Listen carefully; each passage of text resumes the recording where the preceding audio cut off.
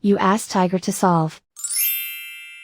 This deals with linear equations with one unknown.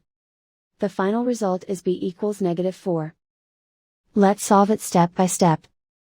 Group all constants on the right side of the equation. Subtract 8 from both sides. Simplify the arithmetic.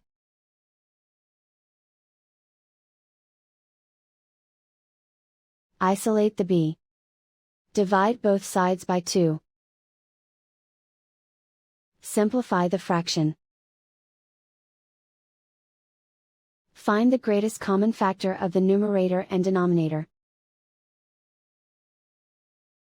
Factor out and cancel the greatest common factor. And so the final result is b equals -4.